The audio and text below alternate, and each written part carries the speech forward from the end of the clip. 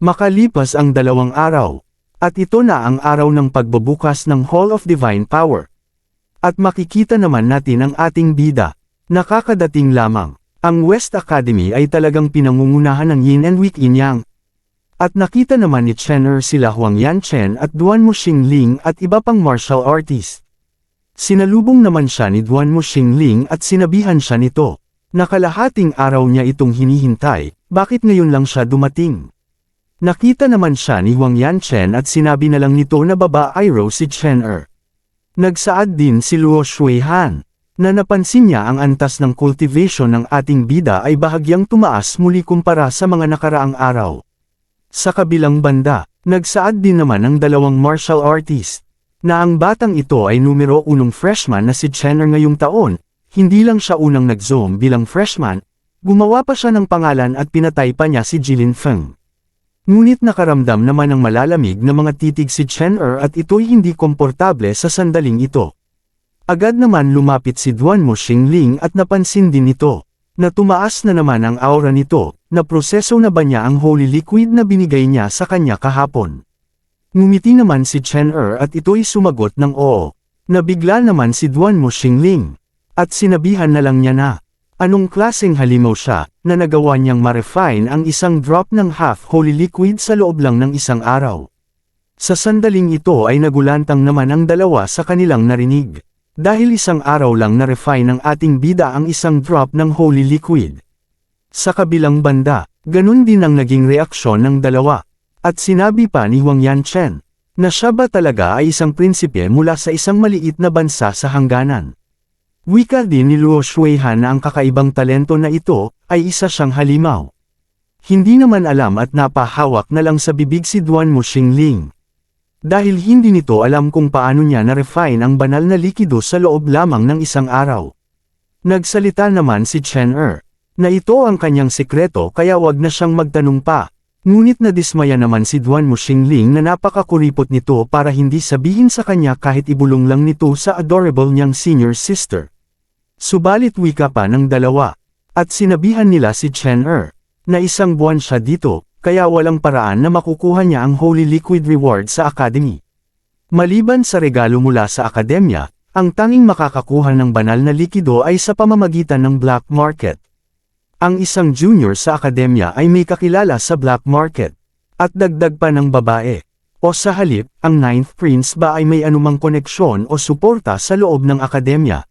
Sa oras na ito ay nagsalita si Duanmu Xingling kung ano ang ibig niyang sabihin, na pinaghihinalaan ba niya si Chen ay isang ahente ng paglusot ng black market. At sinabi pa ng 2, hindi naintindihan ni senior sister kung talagang nakuha ni junior Chen na ang kalahating holy liquid. At gusto rin niyang bumili ng ilang patak mula sa kanya. Wika din ng lalaki, na eksakto, gusto niya rin malaman kung saan nakuha ni junior Chen pwede ba daw niya siya ibentahan ng ilang patak din. Agad naman na sumagot si Chen dahil pinilit nilang magtanong sa kanya, at sasabihin na niya sa kanila, itong patak ng kalahating liquid ay galing kay Senior Duanmu Xingling. Kung gusto nilang bumili ay hanapin lang nila siya. Agad naman na sumang-ayon si Duanmu Xingling, na ang patak ng kalahating banal na likidong iyon ay ang ibinigay niya kay Chen Sa tinura naman nila Chen ay labis ang pagkabigla ng 2 kumag na ito, at sinabi pa nila sa kanilang sarili, na si Duanmu Xingling ang nagbigay ng banal na likido sa kanya, ano nga ba ang relasyon nilang 2? Sa pambihirang talento at kagandahan ni Duanmu Xingling, paano siya magiging interesado sa lalaking ito? Biglang lumapit si Huang Yanchen at sinabihan niya si Duanmu Xingling, na hindi naman siya talaga nai-inlove kay Chen Ngunit hindi naman ito pinansin ni Duanmu Xingling bagkus ipinakita pa nito ang kayamanan na ibinigay ng ating bida sa kanya. Tinignan naman ito ni Huang Yanchen, at sinabi na lang nito, na naloko siya ng ating bida dahil ito ay isang simpleng bracelet lamang, gumising daw at mas maging matalino siya. Sumagot naman si Duanmu Xingling na anong simpleng pulse heiress, subukang ilagay niya dito ang kanyang enerhiya, ito ay isang special jade bracelet. Agad naman niya itong hinawakan at kanyang pinadaloy ang enerhiya nito, at nakita niya sa loob ang laman ng bracelet. Sa sandaling ito ay naniwala na siya na isang ang special treasure ito. Lumapit naman si Duanmu Xingling at ibinulong nito kay Huang Yanchen. Sa pagkakaalam niya, ay higit pa sa isang spatial treasure ang mayroon siya. Sa mga oras na ito ay nagkatitigan ang mga mata ng dalawa at may nabuong kuryente sa kanilang pagitan. Dahil dito ay nakaramdam ng nginig sa katawan si Chen-er. At ilang sandali lamang ay, dumating na rin si Zi Chen at nag-good morning ito sa ating bida, at kasama nito ang hangal na si Wu Xing at ang babae na si Yao Qington na nagmula sa Moon Commandery. Sa kabilang banda, naiinis naman ang lalaki, dahil ang templo ng banal na kapangyarihan ay para lamang sa pinakamahusay na mga bagong disipulo, at ano ang ginagawa nila dito?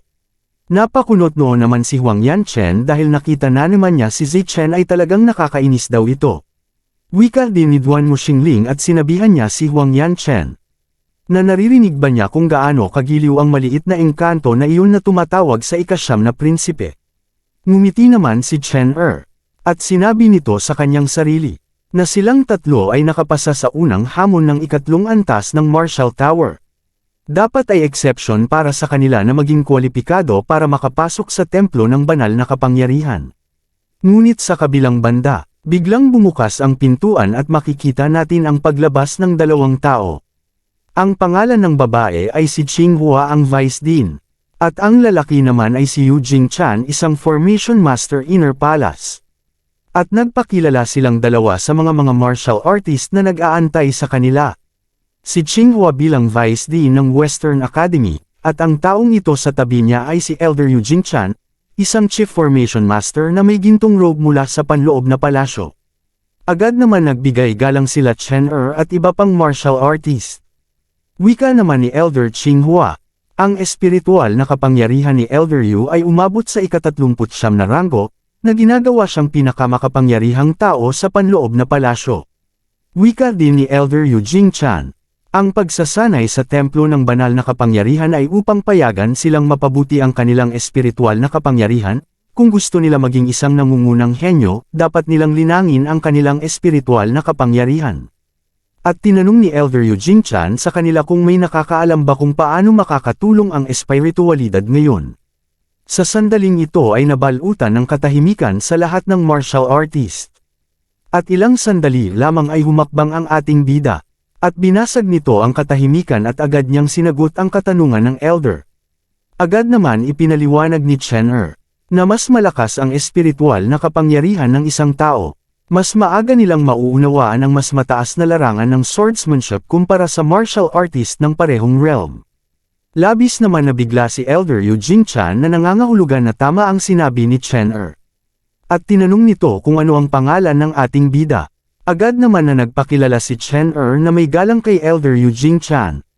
Natuwa naman si Elder Yu Jingchan. At sinabi pa nito, na bago siya pumunta dito, pinuri siya ng Dean hanggang sa langit. Siya nga ay isang henyo, at tinanong pa nito kung anong yugto na ang kanyang espiritual na kapangyarihan ngayon. Sumagot naman si Chen-er na hindi siya lubos na sigurado, ngunit sa tansya niya ito ay nasa ika-25 yugto. Agad naman sumingit si Wu Xing at sinabi nito, na kahit sino ay maaaring magsalita ng malaki, maglakas loob akong sabihin na ang kanyang espiritual na kapangyarihan ay nasa ika-30 yugto, sino ang maniniwala?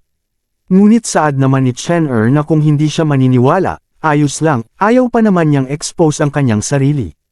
At iminungkahi pa ni Wu Xing sa mga elder, na bago pumasok sa templo ng banal na kapangyarihan. Dapat nilang gawin ang lahat ng mga disipulong naruroon na sumailalim sa pagsubok ng espiritual na kapangyarihan. Ito ay magbubunyag kung sila ay mga henyo o karaniwang mga disipulo. Sa sinabi naman ni Wu Xing at sumang-ayon naman si Elder Yu Jingchan, na makatuwiran ang mga salita nito, hayaan daw nila na makita nila kung gaano kalakas ang kanilang mga espiritual na kapangyarihan, kung sila ba ay may mga batang talento. Agad naman nagsalita si Elder Qinghua na simulan na nila ang pagsusulit, dapat ibigay nila ang lahat para mas mag-abayan sila ni Elder Yu Jingchan sa kanilang espiritual na cultivation. At isa-isa silang tatawagan para lumapit para hawakan ang bilog na asol. At agad naman nauna ang lalaking ito na kanilang senior disciple. At inilapat nito ang kanyang kamay sa asol na bilog, biglang lumabas ang kanyang enerhiya at napailaw nito ang layer slide pattern na umabot sa 24th. Sa naging resulta nito ay nabigla naman ang dalawa. At sinabi pa nila, 24 na patong ng mga pattern ng liwanag, na kumakatawan sa ika-24 na yugto ng espiritual na kapangyarihan, tunay na karapat-dapat na maging senior disciple, at sinasabing nagsasagawa rin siya ng artifact refinement at hayop na nagpapaamo talaga. Ang kanyang makapangyarihang espiritual na kapangyarihan ay gumagawa ng pagkakaiba. Wika naman ni Elder Qinghua, ang makapagpaunlad ng espiritual na kapangyarihan hanggang sa ika-24 na yugto. Bago ang edad ng 30 ay talagang kapansin-pansin. Gayunpaman, kung siya ay kalmado ang kanyang isip at tumuon sa isang solong landas ng pag-cultivation, ang kanyang mga tagumpay sa hinaharap ay walang alinlangan na mas malaki pa. Sa tinura naman ni Elder Qinghua ay nagpasalamat naman ang disipolong ito. Sa narinig naman ng dalawa ay talagang naiinggit mga ito. Ngunit sa sandaling ito at tinanong ng disciple ang Vice Dean na aling landas ang dapat niyang tahakin sa hinaharap. Ipinaliwanag naman ni Vice Dean na si Qinghua. Ang pagpili sa huli ay nakasalalay sa kanyang sarili, gayunpaman kung balak niyang ipagpatuloy ang pag-cultivation ng martial arts, dapat niyang bawasan ang enerhiya na kanyang ginugugol sa pag-refine ng artifact at pag-beast taming. Sa pagkakataong iyon, magkakaroon ng pagkakataon na makapag-breakthrough sa Earth Extremely Realm. Sa Intermediate Relic Exploration Exam sa loob ng panloob na palasyo sa simula ng susunod na taon. Sa tinura naman ni Elder Qinghua, ay natuwa naman ito at kanyang itinaas ang kamay nito at napuno ng pag-asa, na nagpasya siyang ipagpatuloy ang kanyang martial arts training at pumasok sa Intermediate Relic sa abot ng kanyang makakaya. Wika pa nito sa kanyang sarili. Ang mga nasa top 10 lang sa academy ang pwedeng makasali sa Intermediate Level Relic, at yun ang hinihintay niya para masugpo ang kanyang pag-practice. Sa kabilang banda, naging seryoso naman si Chen at hinawakan nito ang kanyang mukha at sabay sabing, nakikita na niya ang paggalugad ng relic ay maaaring magbunga ng isang malaking halaga ng mga mapagkukunan hindi nakakagulat. Na ang mga henyo mula sa West Academy ay sadyang sugpuin ang kanilang cultivation sa nakalipas na 10 taon. Na naghihintay na makapasok sa relics na maaari niya ring pagsikapan ito. At sumunod na rin si Hualian, na umabot sa 16th ang kanyang level spiritual power. At sumunod din si Juhalian, na ang kanyang spiritual power ay umabot sa 18th stage. At sumunod na rin si Yuchi Tiankong, na umabot ang kanyang spiritual power sa 12th stage. At sambit pa nito, para sa isang ordinaryong disipulo, ang pagkakaroon ng espiritual na kapangyarihan sa ika-10 yugto ay mahusay na.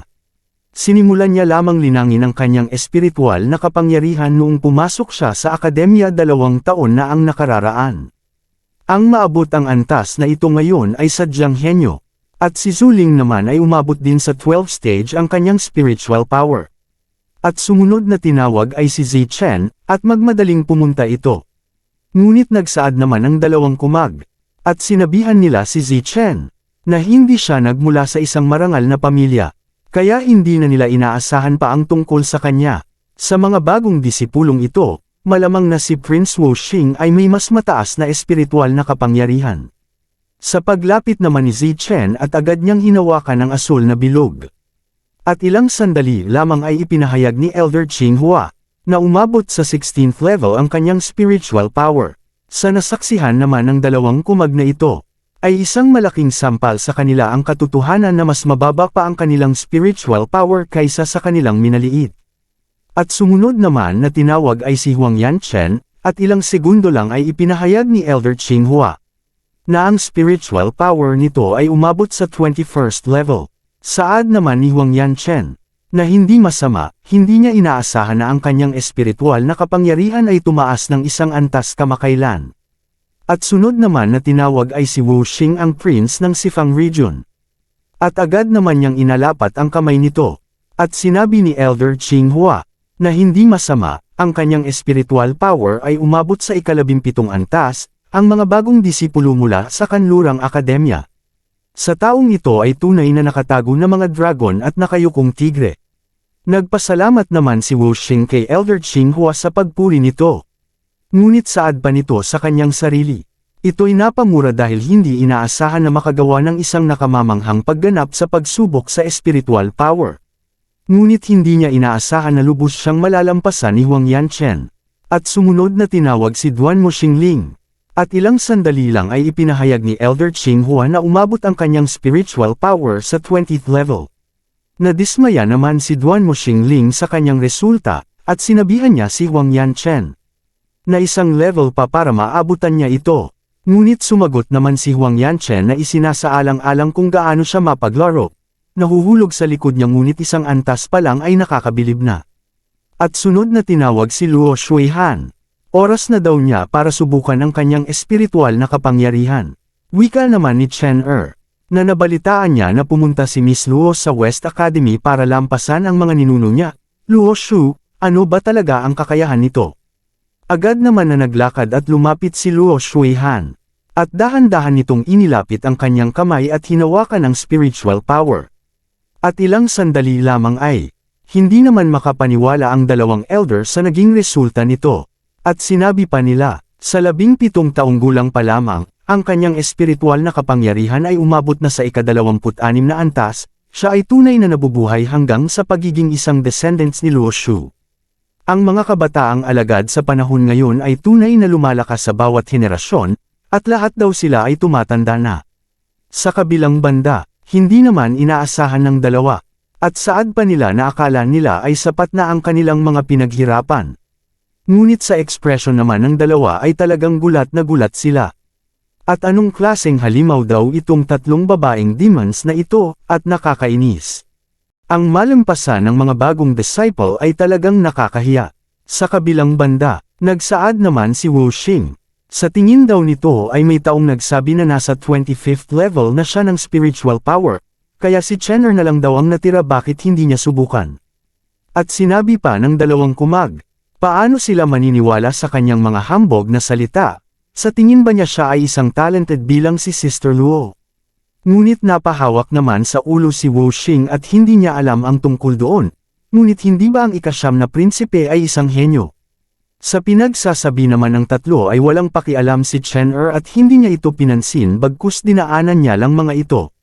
Sa oras na ito ay iniisip ni Chen na huwag siya masyadong magpakitang gilas. Panatilihing kontrolado ang pagpapalabas nito ng kanyang spiritual power para maging pareho lang sila ni Luo Shuihan.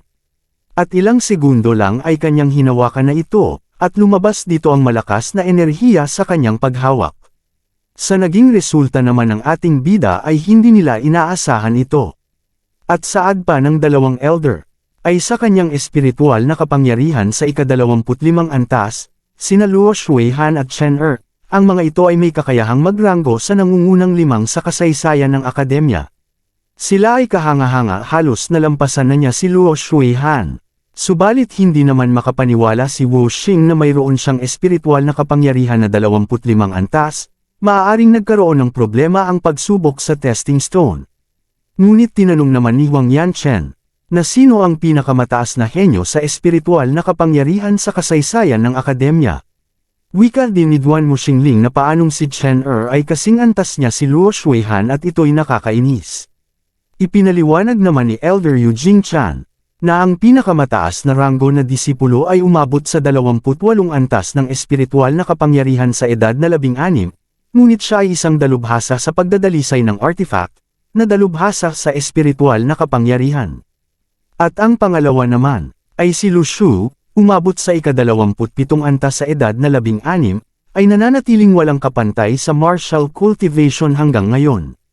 Subalit biglang nagsalita si Luo Shuihan, at sinabihan niya si Chen na hindi niya inilabas ang buong pagsisikap nito, ang ika-25 antas ay maaaring hindi ang kanyang tunay na lakas tama. Agad naman sumagot si Huang Yanchen na nagbibiro ba si Sister Luo ang 25 antas ng espiritual na kapangyarihan ay hindi ang kanyang tunay na lakas. Napabalikwas naman ng tingin ang ating bida, at sinabihan niya si Luo Shuihan na mayroon siyang matalas na paningin, maaari daw niyang subukan ng higit pa, ngunit wala siyang dahilan upang ipakita niya ito. Hindi naman ito inaasahan ni Chen at kahangahangang pangunawa, talagang napansin niya ito. Dagdag pa ni Luo Shuihan, na nag-aalala ba siya na malampasan niya siya, hindi daw niya na kailangang mag-alala, kung ang kanyang talento ay tunay na namumukod-tangi, hindi lang siya hihigit sa kanya. Agad naman sumang-ayon si Elder Qinghua at sinabihan niya si Chen kung siya ay may talento, dapat niyang ipakita ito, ang mga tunay na henyo ay mas mahusay na magtuturo. Kung maaari mong malampasan ang Luo Shu, magmumungkahi daw siya ng 10 drop ng holy liquid para sa kanya. Kung ma-appreciate daw niya si Luo Shuihan, magiging maganda ang kinabukasan niya. At wala nang ang nagawa pa si Chen Er, kundi ipakita sa kanila ang tunay niyang spiritual power. At sinabihan niya si Elder Qinghua na, mas mabuting tuparin niya ang kanyang binitawang salita, ang 10 patak ng kalahating banal na likido ay masyadong mahalaga, at walang ibang paraan. Agad naman sumagot si Elder Qinghua na wag siyang mag-alala. Kung talagang talented siya, hinding-hindi siya itatreto ng masama ng academy. At sa paghawak nito sa stone test, at iniisip pa nito na mas maraming mapagkukunan ang nakukuha niya, mas mabuti, ngunit hindi pa rin niya pwedeng ipakita ang buong lakas niya, baka mapapatay pa niya ang kanyang sarili. At ilang sandali lamang makikita natin ang nakakasilaw na liwanag ang nanggagaling sa stone test. At ilang segundo pa ay lalong lumakas ito, ngunit pinagmamasdan naman siya ng mga martial artist sa kanyang likod. Sa oras na ito ay natapos na rin si Chen Er. Ay nakaramdam ito ng konting pagod, at sinubukan niya ang kanyang makakaya at maabot niya lamang ang ika-29 na antas. Subalit sa paglingon ni Chen Er ay sumambulat sa kanya ang 5. Nananigas at napanganga sila sa naging resulta ng ginawa ng ating bida. At hindi naman inaasahan ito ni Chen Er. At iniisip pa nito, masyadong malayo ang ginawa niya sa pag-arte para sa 10 patak ng banal na likido at nauwi sa pagkulong sa kanyang sarili.